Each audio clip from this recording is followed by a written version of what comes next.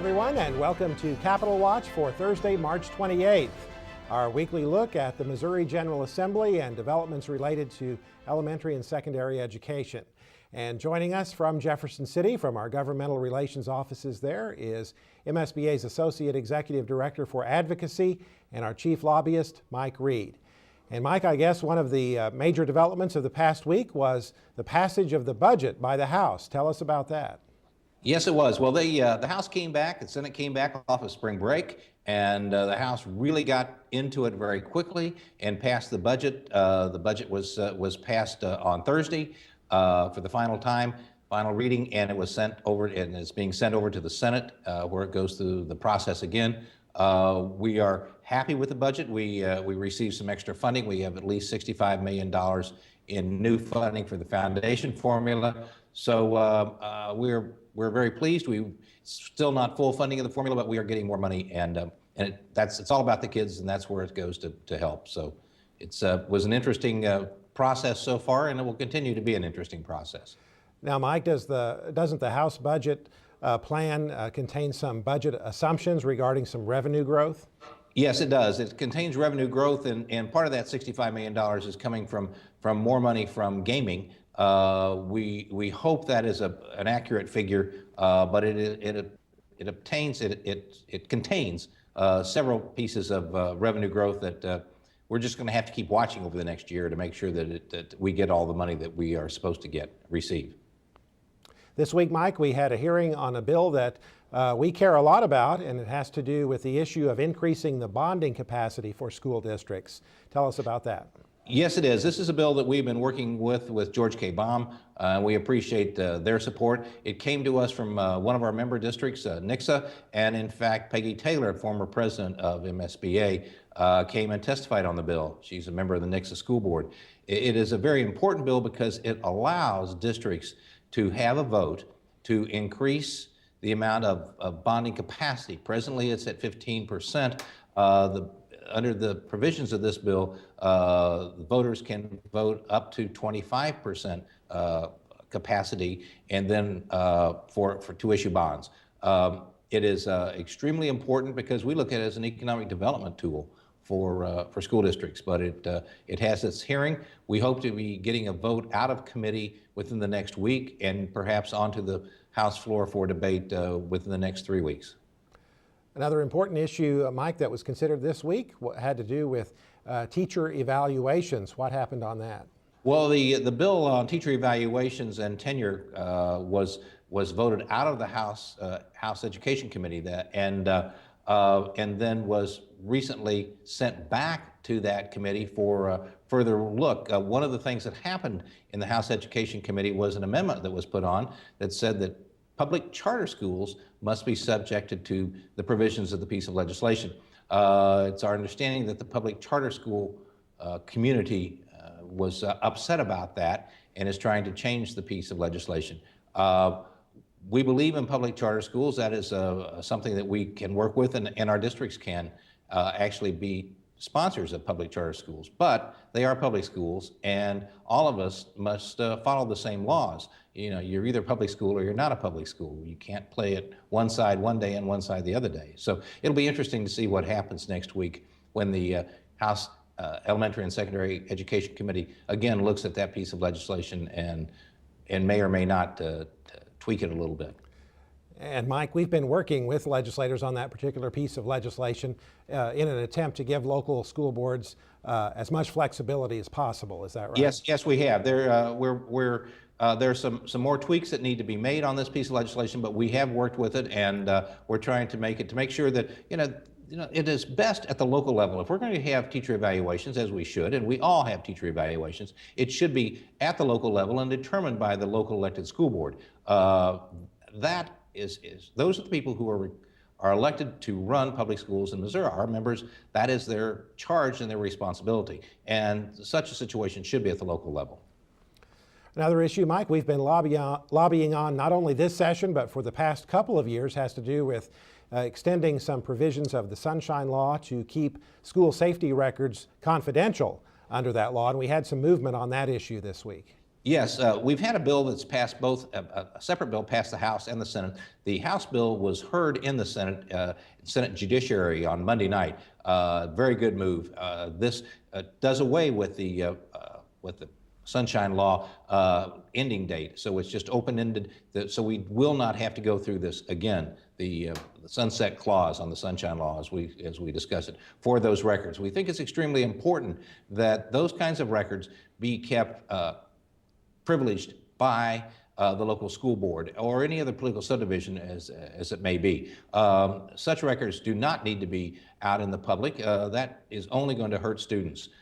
We hope that this bill will come out of the Senate committee sometime next week and we can get some action on the floor. We would like to get this bill done before the end of April. We'll see what happens, but there is again some movement on it, and it's very important that our members talk to their reps and their senators on why this piece of legislation is extremely important for the safety of the students in their district.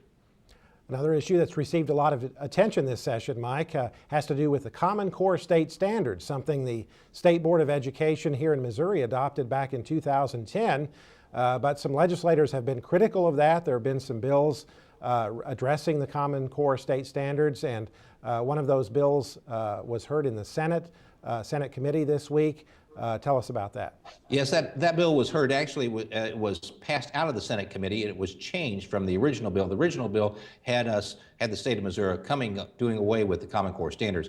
Now, the bill was changed to require Department of Elementary and Secondary Education to send to the House and the Senate costs on how much ideas on how much it costs to implement the Common Core standards and how much it costs to implement various other provisions dealing with taking of examinations on through an internet system. It watered the bill down. There will still be further discussion on that bill, but it will be a little while off before the Senate gets to discussing that piece of legislation. And another issue we wanted to mention, Mike, that received some attention this week has to do with the State Board of Education's ability to intervene in unaccredited school districts. Where's that piece of legislation? Yes, well, one of the bills passed the Senate very early and is in the House waiting for hearing. The House bill was passed out of the House committee and will go to the floor. This bill also pretty well reflects the same bill that passed the Senate. Again, it allows the State Board of Elementary and Secondary Education to come into a district that is unaccredited on a much quicker basis. Under the law right now, it takes 2 years after the unaccreditation. This would allow the board action as soon as the unaccredited district becomes unaccredited. So it changes the parameters some. That bill, again, has some traction. We expect that to be debated in the next couple of weeks on the House side. Mike, right before spring break, the Senate passed a bill of great concern to us, a major tax cut bill that could create quite a hole in the state budget and jeopardize funding for elementary and secondary education for many years to come. I know we ask our members to contact their senators about that before spring break. That bill did pass. It's over on the House side now. What are the prospects for that? It is over on the House side. It will be having a hearing very shortly. We understand that it will be having a hearing very shortly. It is extremely important that our members contact their state representatives and tell them that Senate Bill 26 has a number of holes in it. The biggest hole is that it will potentially leave the state of Missouri with as much as $900 million short in fulfilling the budget. $900 million is a tremendous amount of money, and there are only certain places that the legislature can cut. Elementary and secondary education is one of those places. It's touted as an economic development bill. The proponents say that if in fact we cut taxes, that industry will come and people will have more money to spend, and therefore the shortfall will be made up in sales taxes.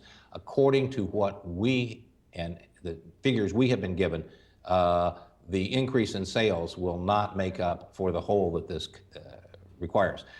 MSBA is working with a number of other groups to work and to educate people. These groups come from business, from education, from private sector, from public sector, a whole large gamut of people who are affected or potentially affected by this piece of legislation. Extremely important that our members talk to their state representatives and explain to them that such action could cause a tremendous hole in the state budget. And if that happens, then the only place to make it up is at the local level with an increase in taxes on our constituents at the local level. So we may have to look at increase in levies. Those are extremely hard to pass. So it's something that we need to be discussing and keep the dialogue going. Mike, the legislature will be taking actually another short break for Easter this weekend, and they'll come back next week. What can we expect next week? Well, I think we'll hit the ground running. They take off on Monday and come back Tuesday afternoon, so it will be a short week. The Senate Budget Committee will be working very hard on putting the budget together. It will take several weeks for the final product to come through on the Senate side, and for the Senate then to get together to pass that budget, and then it'll go back to conference committee. So they'll be working very hard on that. Plus every other piece of legislation that's out there. The time is getting short. There are 7 weeks left in the session, so time is getting very short, and people are working hard to see bills that are moving and to attach other bills to those. So this is the time that you have to be there constantly and read every piece of legislation to see who is trying to put something on a bill that maybe it doesn't have anything to do with it. All right, Mike Reed, you've got a busy few weeks ahead of you, and we thank you as always for joining us on our program, and we'll be keeping you informed not only through this Capitol Watch program, but also our Legislative Voice newsletter that you receive every Friday through your email, and daily updates on the MSBA website. Thanks for joining us, and we hope you join us again next week for another edition of MSBA's Capitol Watch.